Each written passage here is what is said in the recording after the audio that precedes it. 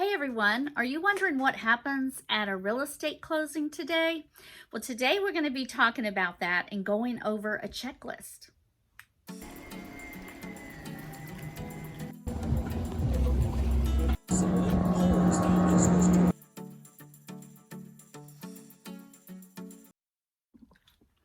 Hi, I'm Freda Kalina with eXp Realty and Lake Lanier Homes and Living.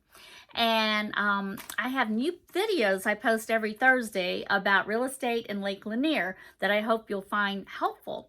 So please subscribe and also stay till the end because I have a free gift of what happens at a closing checklist that I'd like to give you. So what actually happens at a closing today? I mean, it's a very exciting time for the buyer and the seller. We've gotten through the inspection, the appraisal, and the buyer's approval. Yay! So if you're the buyer or the seller, you're going to need to bring some kind of government ID, like your driver's license, to closing so they can make sure you're the correct person that's closing on this house.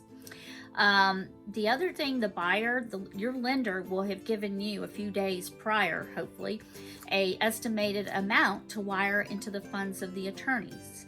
So you need to do that preferably at least the day before to make sure it hits, and when it closes, and you can get your keys and you are the official homeowner at the closing. Georgia mostly uses attorneys or title companies to close the homes. So once you've signed all the paperwork and you get the keys, you are welcome to move in unless the seller had requested a couple of days to move out. Before closing, the closing attorney will have sent you a closing disclosure, or your lender, 3 days before the closing. That way you can look over all the figures and make sure that you agree. Now, if the seller agreed to pay some of your closing costs, that will be on the closing disclosure too, and that will deduct the total amount that you would owe when you come to closing with your cash. So if you're the buyer, you're going to be signing lots of paperwork. You're going to be signing your life away to the lender that's lent you all that money. And it does take a long time, and you can't read everything in those docs. I mean, it would take you hours to be at closing if you did. But the main thing you want to make sure is, did you get the rate you were promised, the years, is it adjustable or fixed? Everything else is pretty much just standard forms of the type of loan that you are getting. And if you don't agree with anything that's said in there, there's no negotiating. You either sign it or you don't get the house. You will be signing multiple papers, and a lot of them are going to say the same thing, and that is, if you don't pay, you don't stay. They want to make sure that you know that the lender can foreclose on you if you haven't made 3 months of payments. And actually, if you don't make payments for 3 months, they can actually advertise in the paper for 30 days, that 4th month, and they can actually sell your house at the courthouse steps the month after that. So it's real important to pay your payment, or at least be in touch with your lender if for some reason you can't.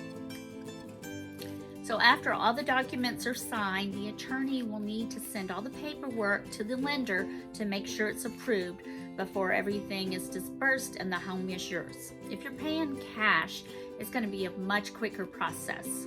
No lender is going to have to approve it. Of course, it's just documents that you need to sign. If you are the seller, there's not going to be that many documents that you have to sign, but mostly you'll be sitting there watching the buyer sign all their paperwork. But after it has been funded, you can get your check right from the attorney. Most people today want to have the funds wired into their banks, which is the easiest way to do it. At this time is when you'll hand over your garage keys, your garage doors, the keys, any pool keys, any warranties that you've promised to the buyer. Both the buyer and the seller needs to make sure they keep their disclosure statement, because this is what they'll need for doing their taxes. And also at this point, everybody's happy and ready to go on their merry way. So congratulations. So I hope you found this video helpful. And if you did, I hope you'll subscribe to my channel. I post new videos every Thursday about real estate and Lake Lanier homes. So also in the link below, I have left what happens at a closing checklist.